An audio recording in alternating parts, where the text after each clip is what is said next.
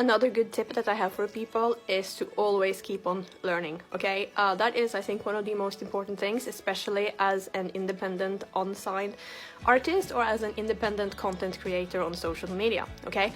So when I first started out, I was actually doing heavy metal, and I got a lot of fans, fan clubs, and all those type of things. But the difference between me and other people is that I didn't start to sort of believe my own myth, if that makes any sense. So I just kept on evolving. The irony is that I'm actually, if you go and you Google my artist name, the Commander-in-Chief, you will see that I'm mostly known for being a virtuoso guitarist. It's funny to me because if I had just sort of settled for the buzz and the attention I got early in my career, then I would never have bothered to actually sort of, you know, add to my skill set. It's the same thing now.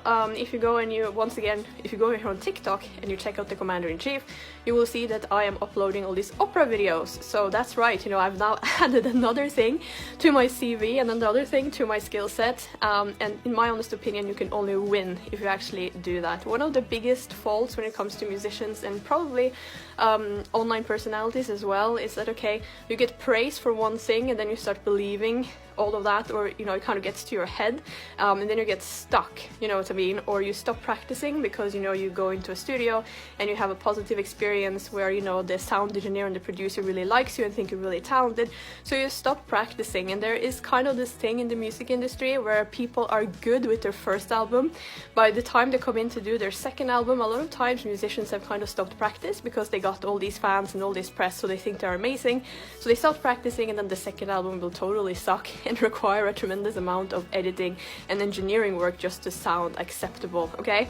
So it is very important to not just believe your own myth and be like, oh, I have all these fans, all these people think I'm amazing. You need to keep on learning, and that is literally the reason as to why I managed to increase my income with almost 400% in 2020, the year of the pandemic, literally.